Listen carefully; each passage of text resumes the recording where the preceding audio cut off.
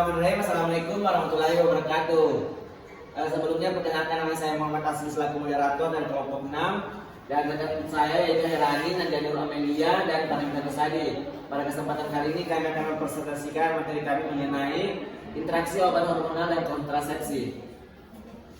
Adapun hormonal merupakan yang merujuk pada zat-zat kimia yang dihasilkan oleh kelenjar endokrin dalam tubuh manusia. Hormon ini berperan penting dalam mengatur berbagai fungsi fisiologis dan metabolisme dalam tubuh, serta mempengaruhi perkembangan dan fungsi sistem reproduksi. Adapun golongan obat hormonal terbagi menjadi beberapa bagian, yaitu estrogen, progesteron, androgen, modulator selektif reseptor estrogen atau selektif estrogen reseptor modulator, dan tribolon serta kontrol hormon. Selanjutnya saya serahkan kepada rekan saya.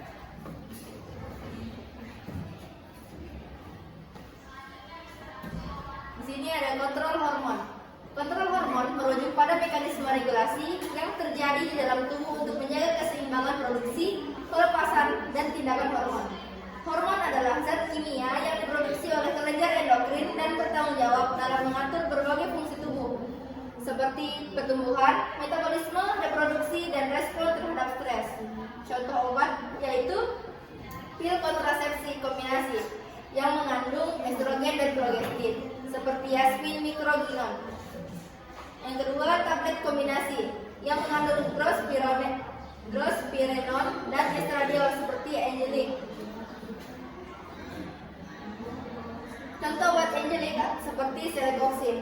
Mekanisme interaksinya yaitu penggunaan drospirenol dapat meningkatkan risiko hiperkalemia pada pasien yang menerima pengobatan kronis dengan obat-obatan yang dapat meningkatkan kalium serum, seperti penghambat enzim pengonversi angiotensin atau ACTH, antagonis reseptor angiotensin 2, diuretik hemat kalium, antagonis aldosteron, obat antiinflamasi non-steroid, persiapan kalium, dan agen lain-lain seperti siklosporin, heparin, tacrolimus, dan trimethoprim. Kemudian jenis interaksi yaitu farmakodinamik. Signifikasi moderat. Monitoring dan evaluasi. Kadar kalium serum harus diperiksa secara teratur selama terapi bersamaan dengan drospirenol dan agen lain yang dapat meningkatkan kalium serum. Harus diperhatikan, khusus diperlukan pada pasien dengan gangguan ginjal, diabetes, usia tua, gagal jantung parah atau memburuk, atau dehidrasi. Pasien juga harus disarankan untuk mencari pertolongan medis jika mereka mengalami tanda dan gejala hiperkalemia seperti mual, muntah, lemah, lesu, kesemutan pada ekstremitas, kelumpuhan, kebingungan, denyut nadi lemah, dan detak jantung yang lambat atau tidak teratur. Kemudian ada estrogen. Estrogen adalah kelompok hormon seks wanita yang diproduksi oleh ovarium induk telur dalam tubuh wanita. Hormon estrogen juga ditemukan dalam jumlah kecil pada pria, diproduksi oleh testis. Estrogen memiliki peran penting dalam pengaturan berbagai fungsi dalam tubuh, termasuk perkembangan dan fungsi sistem reproduksi, pertumbuhan tulang, pengaturan siklus menstruasi, serta mempengaruhi banyak organ dan jaringan tubuh. Contoh obat estrogen yaitu estradiol. Contoh merek dalam termasuk Estres, Glimmer, Viveldot, dan estradiol valerate. Premarin, conjugate estrogen. Contoh merek dagang yaitu Premarin, Enjuvia, dan Canestin. Etinil estradiol. Contoh merek dagangnya yaitu Yasmin, Microgynon, dan Orthotricyclen. Estriol. Contoh merek dagang termasuk seperti Ovestin dan Tries. Estradiol seperti Lamictal atau Lamitriginin. Mekanisme interaksinya yaitu interaksi antara estradiol atau obat estrogen dan lamotrigin, obat antikonvulsan, dapat terjadi karena estradiol dapat mempengaruhi metabolisme lamotrigin dalam tubuh. Estradiol dapat meningkatkan aktivitas enzim sitokrom P450 dalam hati, yang bertanggung jawab untuk pemecahan dan penghilangan lamotrigin dari tubuh. Akibat dari interaksi ini, estradiol dapat menyebabkan peningkatan metabolisme lamotrigin, yang berarti lamotrigin dapat dibersihkan lebih cepat dari tubuh. Hal ini dapat mengakibatkan penurunan kadar lamotrigin dalam darah dan potensial pengurangan efektivitasnya. Jenis interaksinya yaitu farmakokinetik, signifikasi moderat, monitoring dan evaluasi. Untuk mengatasi interaksi ini perlu dipertimbangkan penyesuaian dosis lamotrigin ketika digunakan bersama dengan estradiol. Kemudian ada progesteron. Progesteron adalah hormon yang diproduksi secara alami dalam tubuh wanita oleh ovarium selama siklus menstruasi dan juga oleh plasenta selama kehamilan. Hormon ini memiliki peran penting dalam mengatur dan mempertahankan siklus menstruasi, mendukung kehamilan dan persiapan rahim untuk implantasi embrio. Contoh obatnya seperti medroxyprogesterone asetat atau Provera. Yang kedua, norethindrone asetat atau igestin. Yang ketiga, levonorgestrel. Keempat, drospirenone. Dan kelima, micronized progesteron. Contoh obatnya selanjutnya itu drospirenone seperti akutan. Mekanisme interaksinya yaitu isotretinoin dapat menurunkan konsentrasi plasma progestin kontrasepsi. Isotretinoin diketahui dapat mempengaruhi metabolisme hormon dan dapat mengurangi efektivitas kontrasepsi hormonal, termasuk seperti pil kontrasepsi yang mengandung drospirenone. Contoh interaksinya yaitu farmakokinetik, signifikasi moderat, monitoring dan evaluasi. Pada penggunaan kedua obat ini dapat mempengaruhi metabolisme hormon dan dapat mengurangi efektivitas kontrasepsi hormonal. Oleh karena itu, penting untuk menggunakan metode kontrasepsi tambahan yang handal seperti kondom saat menggunakan isotretinoin untuk mencegah kehamilan yang tidak diinginkan. Selanjutnya ada androgen. Androgen adalah kelompok hormon seks yang terutama ditemukan pada pria, tetapi juga ada dalam jumlah lebih rendah pada wanita. Hormon-hormon ini memiliki peran penting dalam pengembangan dan fungsi organ seksual pria, termasuk pengembangan karakteristik seksual sekunder seperti pertumbuhan rambut wajah, perubahan suara, dan perkembangan otot. Contoh obat androgen yaitu testosteron. Contoh merek dagang termasuk testosteron sipionat, testosteron enanat, androgel, testin, dan axiron. Contoh selanjutnya itu dihidrotestosteron atau DHT. Kemudian ada dehidroepiandrosteron atau DHEA. Testosteron seperti sintroid. Mekanisme interaksinya yaitu androgen dapat menyebabkan hipertiroidisme klinis reversibel pada pasien yang menerima terapi pergantian hormon tiroid. Mekanisme yang diusulkan adalah penurunan globulin pengikat T4 yang diinduksi androgen yang mengakibatkan penurunan T4 serum, peningkatan resi serapan T3 dan T4 bebas, dan penurunan kadar TSH. Penggunaan testosteron eksogen dapat meningkatkan kebutuhan dosis levotiroxine dan pada individu yang menderita hipertiroidisme atau kurangnya hormon tiroid. Hal ini disebabkan karena testosteron dapat meningkat aktivitas enzim hati yang bertanggung jawab untuk metabolisme levotiroxine. Sebagai hasilnya, kadar hormon tiroid dalam darah bisa turun dan dosis levotiroxine mungkin perlu disesuaikan. Kemudian jenis interaksinya itu farmakokinetik, signifikasi moderat, monitoring dan evaluasi. Pemantauan fungsi tiroid secara klinis dan laboratorium mungkin diperlukan. Demikian pula pengurangan dosis hormon tiroid sebesar 22% hingga 50% dan berkonsultasi dengan dokter untuk menyesuaikan dosis. Baik, selanjutnya yaitu selektif estrogen reseptor modulator atau SERMS. Modulator selektif reseptor estrogen adalah kelompok obat yang mempengaruhi reseptor estrogen di dalam tubuh dengan cara selektif. Mereka memiliki kemampuan untuk berinteraksi dengan reseptor estrogen di berbagai jaringan tubuh, termasuk payudara, tulang, dan rahim dengan cara yang spesifik dan dapat menghasilkan efek yang berbeda tergantung pada jaringan tersebut. Contoh obat yaitu tamoxifen, raloxifene,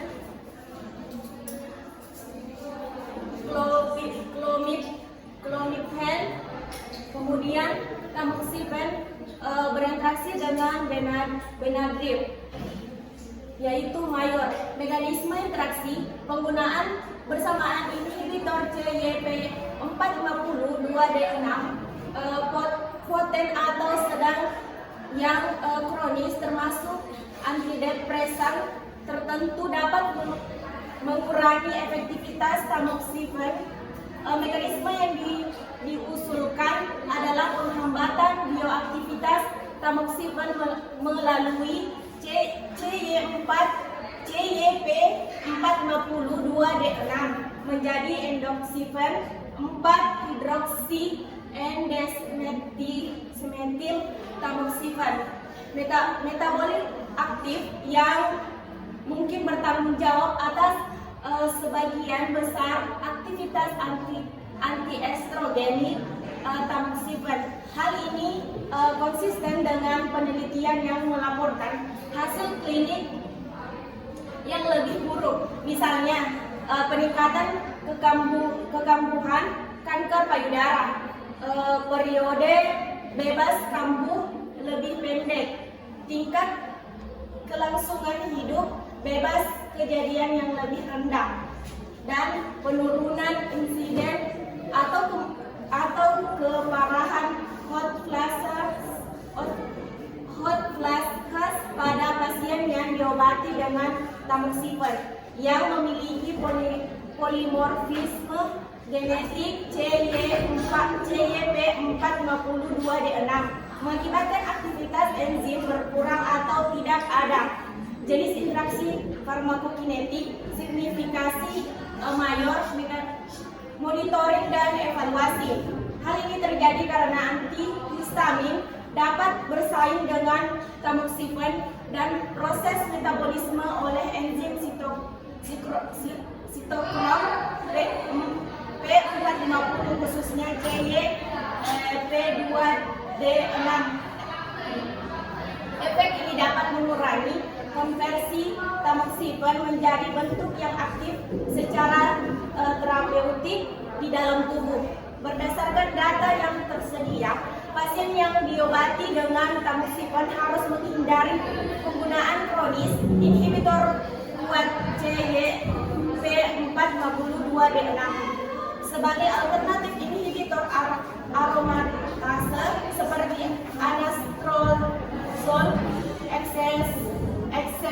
hexenestane dan letrozol mungkin merupakan pengganti yang tepat untuk tamoxifen pada pasien tertentu.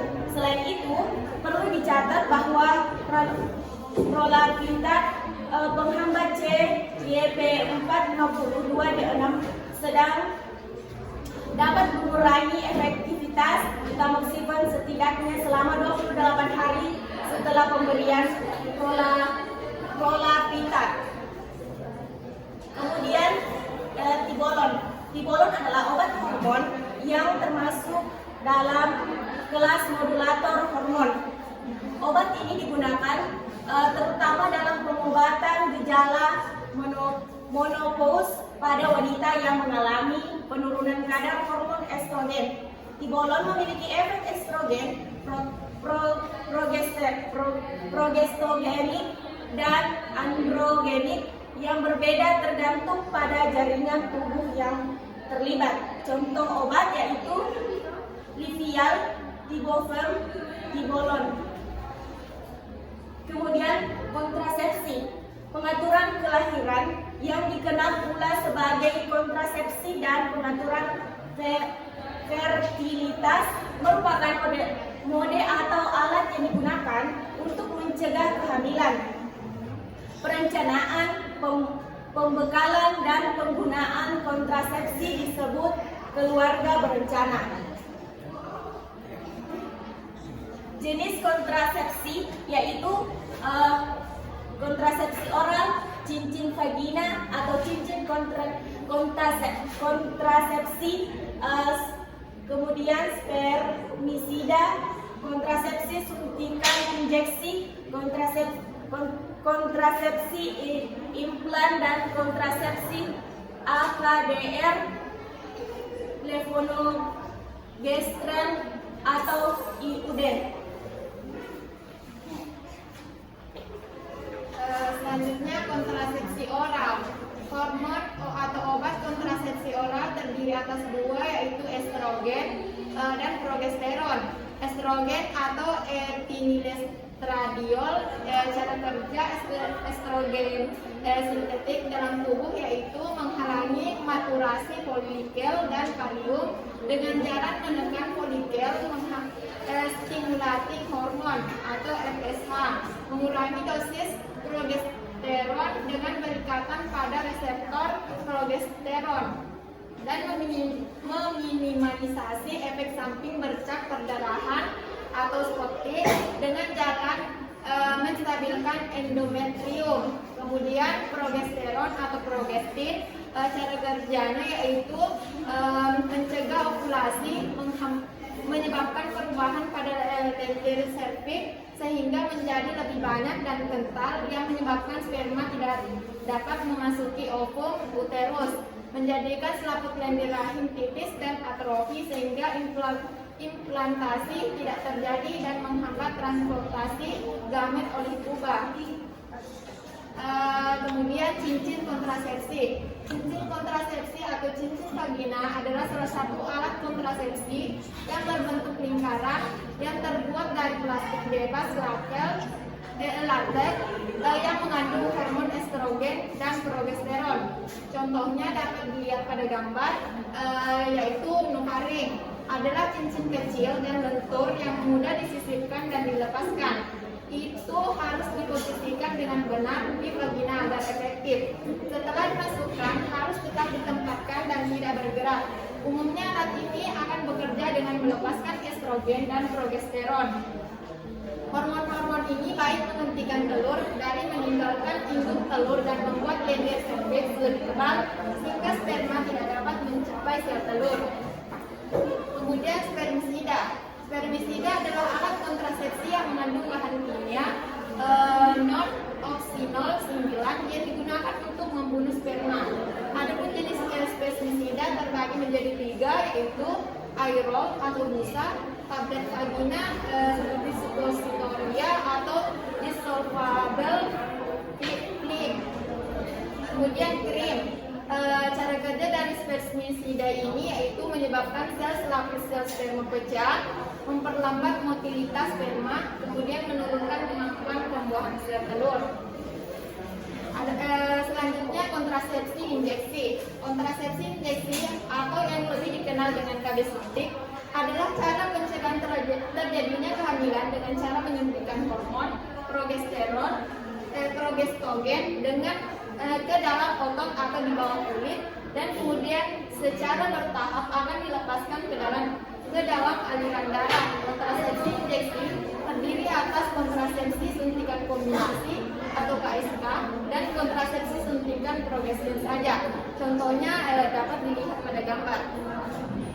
Kemudian implan. Implan adalah alat kontrasepsi yang dipasang di bawah kulit dengan hormon progestin yang dapat melindungi hingga 4 tahun. Metode ini efektif untuk mencegah kehamilan dan tidak mengganggu aktivitas sehari-hari. Contohnya yaitu Sitoplan. Selanjutnya kontrasepsi AKDR dan levonorgestrel atau IOD. Alat kontrasepsi dalam rahim atau AKDR disebut juga spiral atau coil adalah perangkat kontrasepsi berukuran kecil, sering berbentuk T, mengandung tembaga atau levonorgestrel yang dimasukkan ke dalam rahim. Alat ini adalah salah satu bentuk kontrasepsi jangka panjang reversibel yang merupakan metode pengendalian kelahiran yang paling efektif. IUD adalah metode penundaan kehamilan yang paling direkomendasikan untuk mencegah kehamilan, terutama untuk menjaga jarak antara kehamilan. Contoh AKDI ini disebut KB spiral dan dapat dilihat pada gambar, yaitu berbentuk T. Kemudian interaksi kontrasepsi, contohnya estrogen atau etinilestradiol berinteraksi dengan metformin. Mekanismenya yaitu kemanjuran insulin dan agen antidiabetes, hal ini dapat dikurangi dengan obat-obat tertentu seperti estrogen. Digunakan untuk mengobati diabetes tipe 2 dan bekerja dengan meningkatkan sensitivitas tubuh terhadap insulin. Estrogen dapat mempengaruhi metabolisme glukosa dalam tubuh. Menggunakan estrogen dapat meningkatkan efek hipoglikemik atau penurunan kadar glukosa darah metformin. Jenis interaksinya yaitu farmakokinetik, signifikasi moderat, dan kemudian monitoring dan evaluasinya yaitu perlu untuk memantau kadar glukosa darah secara teratur jika menggunakan kedua obat ini secara bersamaan. Kemudian interaksi yang kedua yaitu progesteron dengan lamitral atau lamotrigin. Mekanismenya yaitu lamotrigin dimetabolisme oleh enzim sitokrom P450 dalam hati. Progesteron diketahui dapat mempengaruhi aktivitas enzim ini. Jika progesteron digunakan secara bersamaan dengan lamitral dapat mempengaruhi tingkat dan efek lamotrigin dalam tubuh.